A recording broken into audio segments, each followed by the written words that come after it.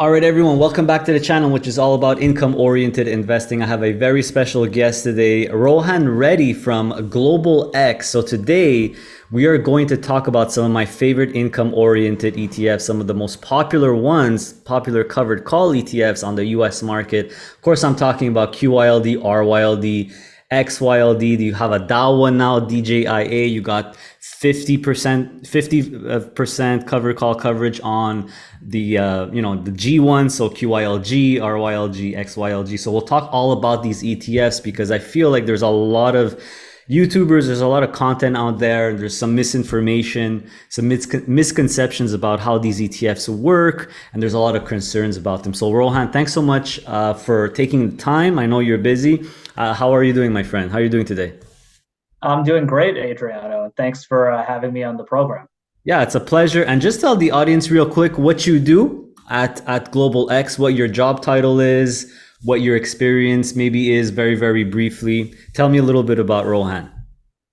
Absolutely. I'm a director of research at Global X. I've been with the firm my entire professional career, actually. So I've seen it grow from all the way from the startup stage to a full-fledged mid-size asset manager at around $40 billion today globally that we manage around the world. And my job is to oversee our income suite in particular. And so one of the flagship parts of our lineup is that covered call area. And so this has been an area that I've been spending a lot of my time on researching and helping to educate clients about what these strategies are.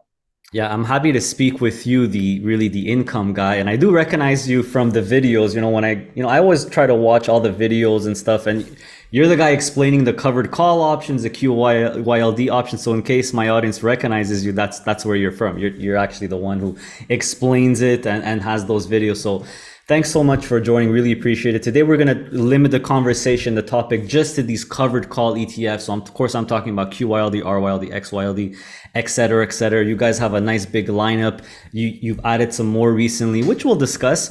So the first thing or the first question, I always discuss this with covered call fund managers is the strategy, right? The covered call strategy. So typically, some covered call fund managers have a dynamic approach or an active approach, but you guys have more of a systematic approach, or it's kind of like it's set in stone. So correct me if I'm wrong here. You guys are selling at the money calls on 100% of the portfolio when it comes to the Ds, QYLD, RYLD, XYLD, and even DJIA, or you're doing 50% coverage, but still at the money calls on the Gs, right? On the ones that are on 50%. So what is the thought process behind this strategy? Are there any plans to change this strategy to a dynamic approach, or you guys are mostly going to stick, you think, with a systematic or set in stone approach on these covered call ETFs? Yes, it's a great question, and it's exactly as you described.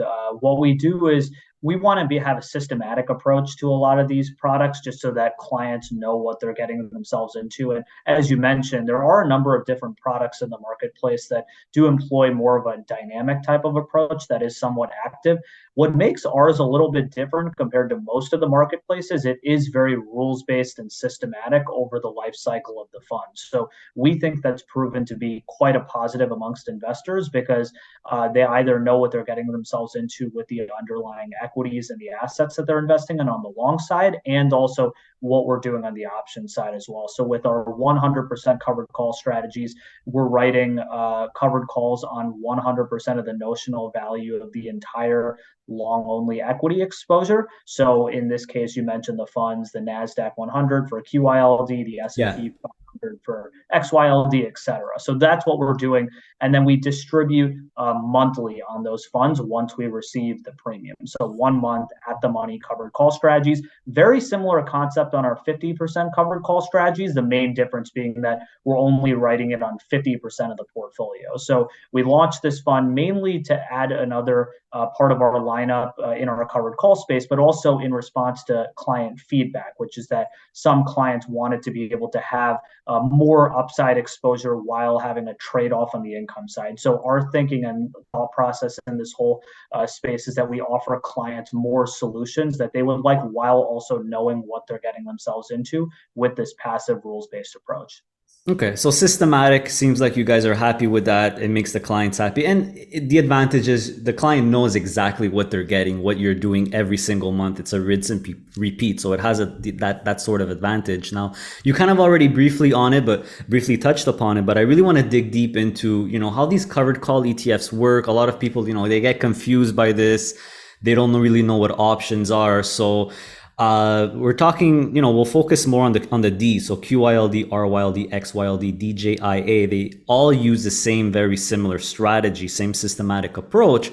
So you guys write an at the money index call option. These are index call options. They're not options on the individual stocks or individual tickers on 100% of the portfolio. So can you explain, you already touched on it, but can you explain exactly how this works? Are investors essentially sacrificing all the share price upside of the underlying, which is the corresponding index, for really these big monthly distributions? Yes, and part of the reason why we feel so confident in the fact that these are passive rules-based approach funds is because it is a lot easier to execute this kind of a strategy with index call options. The reason being they are cash settled and they're European style, which means that they can only be exercised upon expiration. So that limits obviously the turnover that you might get with the traditional American style option. So these are held throughout the end of the 1 month duration of the call options themselves, and then they are cash settled. So that is somewhat different from your standard American style. And what we do here is we basically, every single month on the third Friday of the month, we write a new call option with the strike price determined by the index provider. And we write it at that strike price. And essentially, yes, we do give up all the upside on the 100% covered call strategies. And the benefit of that is that you get higher income potential than you would if you wrote it either out of the money or with a lower notional value, say 50%. So for these types of investors who are looking for either pure income potential or they're looking for some type of a sideways market exposure fund that might provide a ballast with the income that they're getting every single month from the options premiums, that's the primary reason why you would invest in these. And I would say most of our investors are investing in this for that income potential because you are getting a different kind of exposure with these derivatives based covered call funds while also protecting against potentially what's going on in the market today with some of the sideways market exposure. Yeah, the way I like to usually explain it is you want maximum, these products are really designed for maximum income off the index that you like. And I'll just quickly touch upon what you said was very interesting. So they're not your typical option. These are index options. So they cannot be exercised early is what you're saying. And they really have to go all the way till the end of the month, the 30 days. And you guys actually post the information on the option and the moneyness and the date of expiry, how many days left. If you go on QYLD or RYLD XYLD, you scroll down, you could actually see that option and you see that the notional value, this is what you said. So let's say QYLD is, the fund's worth pretty much now about 7 billion or just under that. You'll see the value of that call option is 7 billion or that amount of the value. So it's the whole value of the fund. And they can be exercised early, and then whether they expire or not, in the money or out of the money, that we'll discuss that a little bit later. So my next point, of course, my next question is going to be what happens to that premium, right? Is it all distributed and out to investors every single month? And the answer is no. Right on your website, if you click on QYLD RYLD, and if you click on the Global X monthly covered call report, so this is what I feel is a very important document that really made me understand exactly what these products do. You have it right there, black and white, every single month. So basically you have the premium percentage. So whether it's 3% or 4%, this is the premium that's generated every month. And then you have what's being paid out to the investor.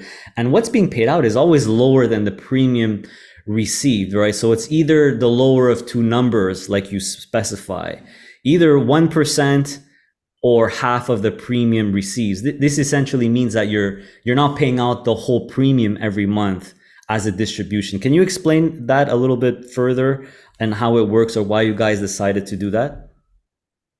Yeah, it's a great question. And part of why I think it's a really interesting point is because it's probably the only part of these funds that we have some discretion over the distribution policy. Yeah. So the reason why we put all those premiums on our website and it's very visible and transparent to shareholders is it goes back to the initial question about, the fact that this is not active and it's more rules based and systematic. So we want to be as transparent as possible, also in the name of the ETF structure and democratizing exposure for investors. And so that's why we want to show investors what exactly we are getting on a monthly basis from the premiums from writing the call option. So that's at a high level. But specifically on our distribution policy, what I think is interesting here is you see some of the numbers on that report, for example, what we're getting on a monthly basis, and they Yeah. seem quite high. And I think going back a little bit further into the history of when we actually manage these funds, initially in the initial stages, we were distributing more chunky amounts based on what we were actually getting on a monthly basis. And I think the feedback that we were getting from investors is it's a little bit hard to see exactly maybe what I could project on an annualized basis or even on a monthly trend line basis of how much income I'm actually going to get. And so, just backing up a little bit further, we actually run a number of different equity income and other income types of products out there that distribute on a monthly basis, very similar to what these covered call products do. And we did what's known as a dividend smoothing process on those that actually panned out quite well with investors and got a lot of really good feedback. And what that process is essentially we try and project out what we expect to get over an annualized basis and then smooth out that distribution on a monthly basis to investors. So everyone kind of knows what they're getting. Not to say by any means that it's bond like and that it's set, but to Right. give an idea maybe of where the trend line might go. Obviously, in covered call funds, it's a little bit more challenging because it's very hard to project implied Yeah. volatility, which is the primary basis of how you actually collect options premiums from, say, the sale of call options. But what we did in its place is, and we experimented around with a couple of solutions, but we found this got the best feedback. We have a unique process where what we do is we distribute, as you mentioned, Adriano, the half of the distribution that we're passing along is about half the premium up to 1% of the premium received. And so usually, as you mentioned, in most months, it exceeds what that 1% cap would be. So we distribute 1% typically in most months. Regarding the premium, so I want to show my audience or basically point them to, if you go on QYLD's website or whichever one, the D's, you click on this covered call report and you will actually see on a month-to-month basis, correct me at any time if I'm saying anything wrong, you'll see the actual premium received. What I notice is it's much, much higher during volatility. So in 2020, for example, the premium sometimes, like I saw 3.5%, 4% in 1 month. But right next to it, there's the amount that's actually being given out as a distribution. And it's typically, like you said, it's capped either at half or 1%, which one is lower. So my biggest question I have, and this is just to confirm, and I think you probably said it while we were cutting off, what happens to the rest of the distribution? Is that reinvested into the fund? Yeah, so it's reinvested back into the NAV. And so it definitely goes back to the important point that your total returns, even though you're capping maybe with the at the money nature of the call option, your upside potential on the equities, your total Yeah, return is not just limited to the yield that you're getting on the monthly right. distribution. It might be a little bit more based on the additional premiums that are reinvested back. Okay, so that is essentially, so you're not just capping you're not just giving out everything every month. Basically, you're reinvesting some of it. So yes, you're writing at the money calls, you're giving up all the upside, but the premiums are so big, you're not giving out the whole premium. Every month, some of it is being reinvested back, which helps increase the NAV going forward. So I hear this question all the time. It's just going to keep eroding and going down to zero, but it's not really the case because you're not giving out everything. You're reinvesting a portion back into the fund. Now, another question I had is if the call expires, this is whether the call gets exercised or not, but what if it doesn't get exercised? What if it expires worthless? Then you'll have the whole entire premium, which is great. Does that get reinvested back in the fund after the distribution gets paid? So if that would happen, if the call would expire worthless, and of course you could see that every month, the wind down of the call, Is that amount also reinvested? Yes, and it's a lot of the reason is because of the way that the fund is set up. So when we write the call option on that third Friday, we're collecting all of it up front at once. So we set up the distribution calendar so that we distribute very shortly after, 1 or 2 business days after, based on the X date and the record date. So we distribute out, up to 1%, say, and then the rest is reinvested back into the fund. The reason we don't need to necessarily time out when that's reinvested back in order to actually meet the call obligation is because we cover it 100% notionally. So none of that like underlying exposure or the options exposure is uncovered in any way. And so that would obviously introduce a lot more risk and would make things a little bit more challenging for investors in the strategy. So obviously this is a little bit more straightforward because of the fact that it's 100% covered. So in the event that it were to be, say, in the money for the option, obviously the long equity exposure would cover it. And on the downside, if the option were to expire worthless, we would essentially be buffered to the extent of the options premium received. So say over the life cycle of that 1 month, if the market went down 10% and we got a 3% options premium, just using some rough numbers here, you would essentially be down in like one of these funds 7%. Right. That's the cushion. That's the cushion of what these covered call ETFs do in a down market, which is why they're so defensive. Okay, so that makes complete sense to me. And when you say, I'm just curious, when you say it gets reinvested, because these options are settled in cash, right? It's not like you got to give the stock away, the Apple stock or the Google stock, or it's settled in cash. So when you say you're reinvesting in the fund, are you buying just more stock of the individual stocks in the index? Yes. So Okay. we're buying more of the stock and then we're writing the corresponding call option in order to cover it. So in a sense, you are kind of monetizing that a bit because of the rewriting, right? So we do have the call option and also the long equity exposure, which goes back to that point of your premiums are not just the extent of what you actually receive on the monthly basis. It might be a little bit more that's reinvested back into the fund. Okay, makes sense. Makes sense. So let's talk a little bit about QYLD. Definitely your most popular product, I would say. Definitely the one that gets the most attention. So in 2022, the Nasdaq tech stocks took really a beating. But QYLD, in my opinion, here is doing its job. It's actually outperforming the Nasdaq 100 index by a significant margin, -8% QYLD 1 year performance, ending February 28th. The index is -14.65%. So it's actually beating the index, which is typical in a down market. So many people are worried that QYLD will never recover. You hear the very common phrase, I'm sure you guys hear it all the time, the NAV is eroding, the stock price is eroding. So how would you respond to that? I know you can't really discuss performance. On a side note, I do want to say that XYLD also outperformed the S&P 500 within the last year, but how would you respond to that eroding NAV question that you guys probably get all the time?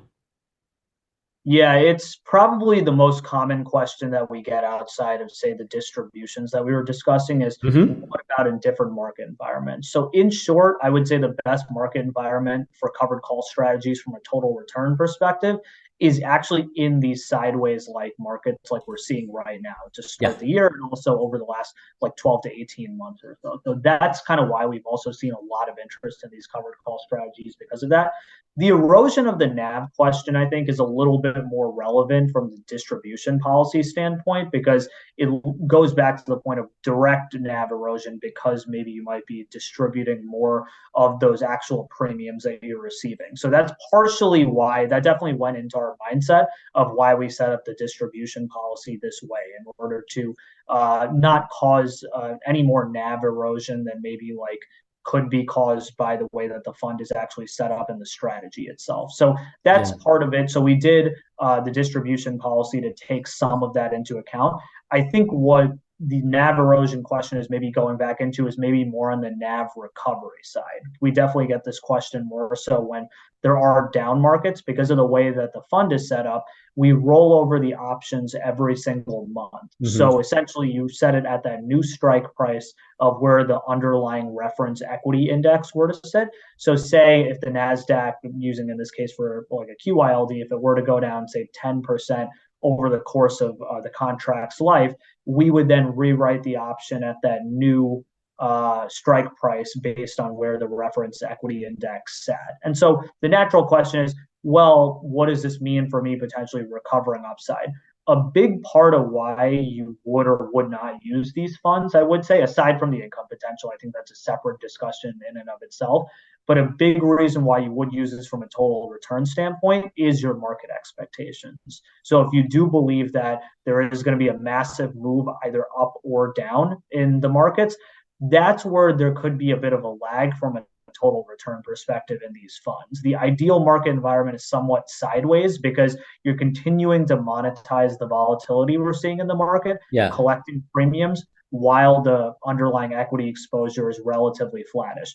In, say, let's use a down market as an example. If the market were to go down, say, 10%, there would be a little bit more challenge to recover some of that because you would only really be getting more from the actual premiums from writing the call options. That being said, typically when markets go down, volatility goes back up, right? So that might potentially lead to some higher options premiums received, but it is a valid question. I do think a big reason why you would evaluate this fund for whether you would invest in it or not depends on whether you see markets shooting up or down, because that could lead to more either underperformance or outperformance depending on market expectations. Yeah, I think this kind of goes for all covered call strategies, more or less. There's always that drag when the market rallies sharply, but what I really, like about QYLD RYLD is the transparency in that you're not giving out every single month. You're never giving out the whole distribution. You're only capping it, which means no matter what happens, the fund's NAV is growing technically, right? You would, with that reinvestment every month. Of course, when it rallies sharply, you're giving up that upside because of the at the money call. But either way, there's still a certain amount being reinvested, which technically will grow the NAV over time. That's the way I kind of see it. And you kind of explained it that way as well. Would you agree with that statement? Yeah, and I think I would definitely agree with that statement. And I think part of why it has been set up this way is goes back to the point maybe of maybe what you were alluding to, which is there is some discipline employed through this process, right? Because if you're collecting maybe all the income at once, it might change your expectations of how this fund is set up or how like a covered call strategy might fit in your mind. Whereas if it is really about income and collecting the levels of distributions or the premiums, it could say keep you a little bit more disciplined from staying within a strategy like this and understanding how it might perform in different market environments because of, say, that cushion from the premiums that you are receiving. Yeah, for sure. And, different investors, different objectives. You guys have the half versions as well, which, if someone wants a nice level of income, but they want to capture some upside, of course, you'll get less yield with a QYLG versus QYLD. You'll get approximately half the yield, but you capture more upside. So it's very interesting that you said, what is your market expectation? So I personally, myself, I'm always more of a pessimist. This is why I love these covered call ETFs, because no matter what, I get paid every single month and it's completely passive. You guys are doing the work for me. It's perfect. I know what's happening. And to be honest with you, I personally thought before I actually read the covered call report that you guys were giving out all the premium every single month, but it's not even the case. Sometimes I see the premium, especially recently, like 3.5%. You're giving out 1. That means that most of the premium is actually being reinvested in the fund, helping to recover and grow the fund. So I hope that answers pretty much the main concern and question I get all the time, like you guys, of the NAV erosion. So thanks so much for that. I really appreciate it. There's more and more buy right or covered call oriented products coming out in the US market. Canada, very, very popular, even more popular, I think, these products on the Canadian market, but you guys are only dealing on the US market. You launched a bunch of new funds.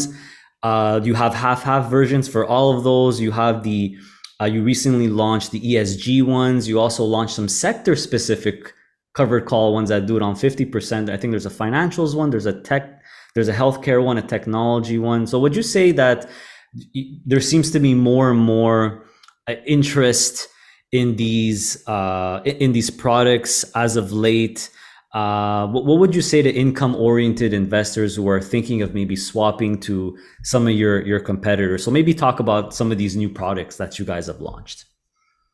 Yeah, I think one thing that we have come across over our time in dealing with covered call strategies and in general in this whole options-based market is that investors want choice. They want to be able to have a number of different offerings that they can look to for either different market environments or based on different outcomes and objectives that they're looking to achieve, whether it is income, risk management, exposure to different sectors, et cetera. So we wanted to be able to bring products to market. Number one, that we've been hearing a lot of positive client feedback on in terms of actually having a product available, but also in order to give investors more choice for when they could actually look to use these products, either from a strategic perspective or even tactically. So with some of the newest ones that we launched, you mentioned the financials covered call version. We have healthcare technology as well. We're doing a similar process with writing at the money covered calls and then having long only equity exposure within, say, those sectors themselves.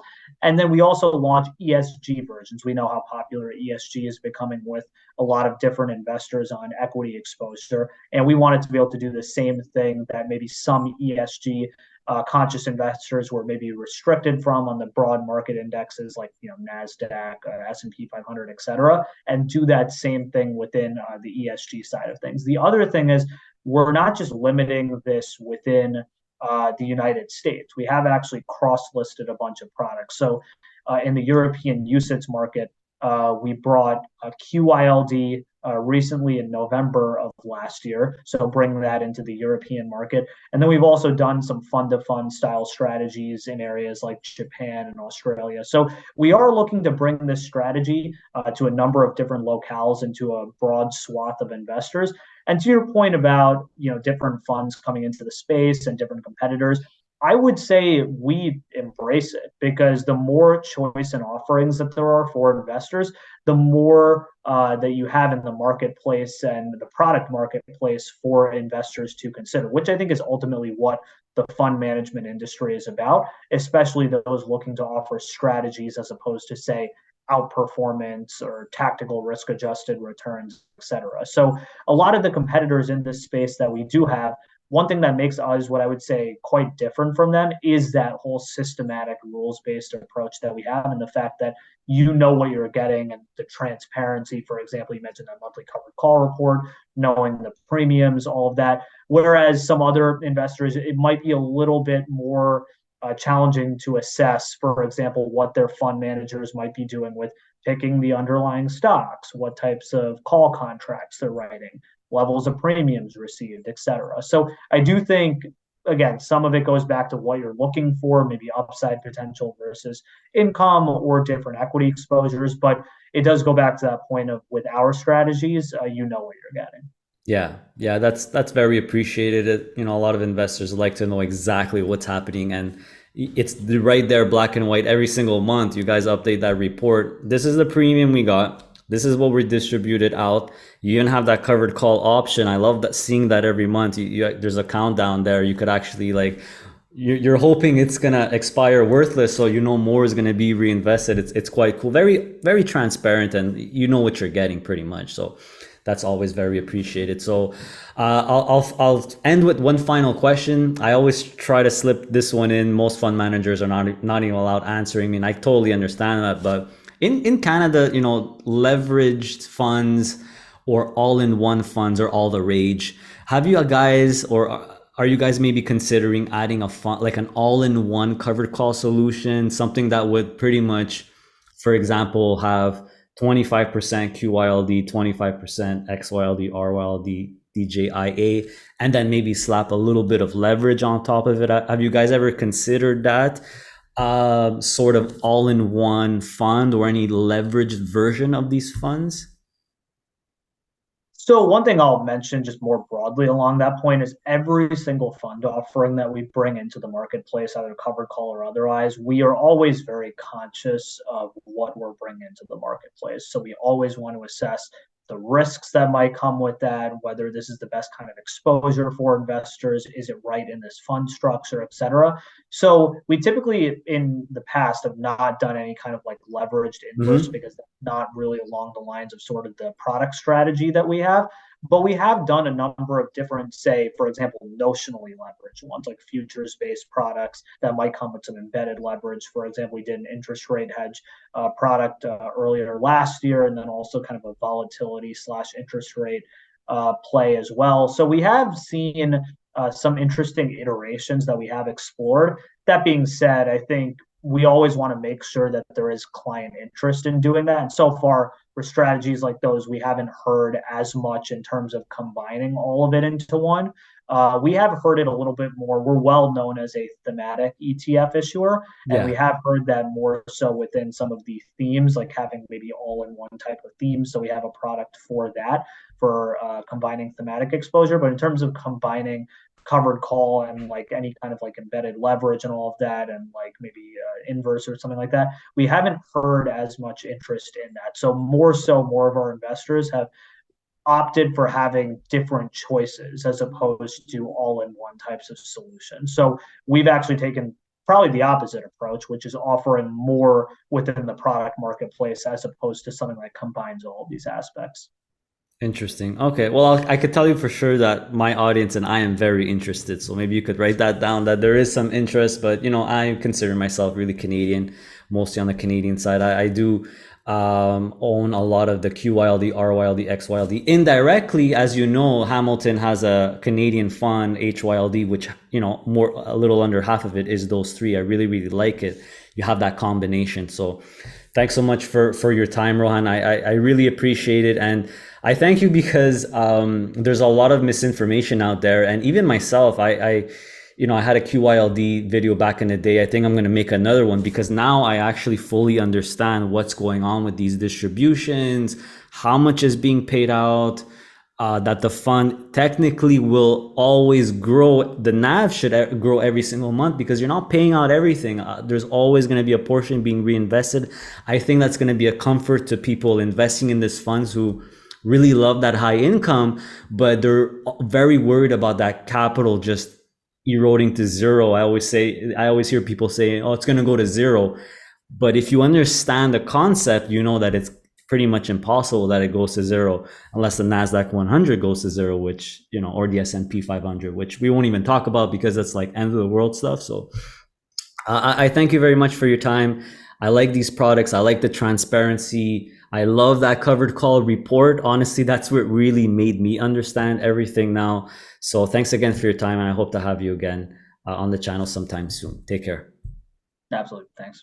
Hey, don't go yet. I have some important reminders, including some more recent ones, and I'll try to keep it as brief as possible. And for everything that I'm about to discuss, the links and info are in the video description below. So first of all, if you didn't know yet, I do offer a one-on-one coaching session where you'll have a 1-hour Zoom call with me where you could ask me all the questions you want, and I'll help you and assist you best I can. Just remember that I am not a licensed or registered financial advisor or planner. So to book a session, go on my website, passiveincomeinvesting.ca, and right there on the homepage on the left hand side, there is a small video. Watch that video to know how to book a one-on-one properly with yours truly. Also on my website, you could purchase my digital product, the Ultimate DIY Investing Package, which is on version 4 right now. It comes with lifetime updates, so you only have to buy it once.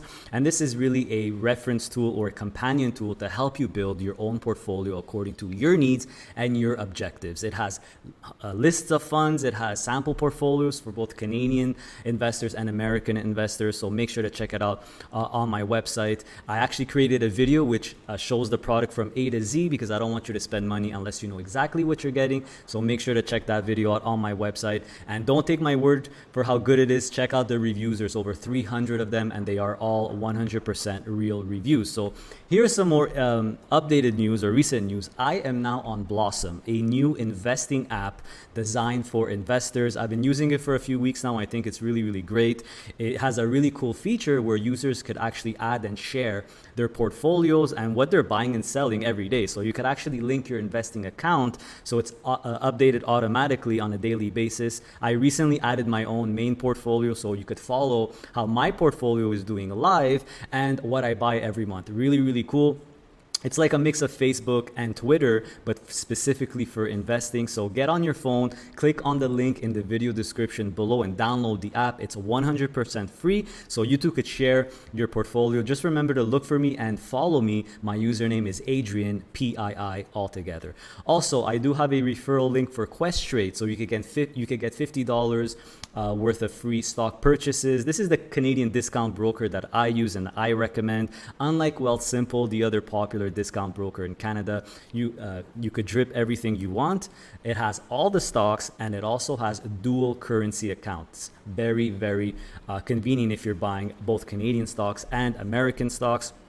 I have a Questrade video, by the way, which gives you a little tour of the features, so make sure to check that out. I also have a referral link for PASSIV. This is the portfolio tracking tool that I use to consolidate all our accounts to get a nice bird's eye view, so you can consolidate all the information together for easy tracking and stats as well.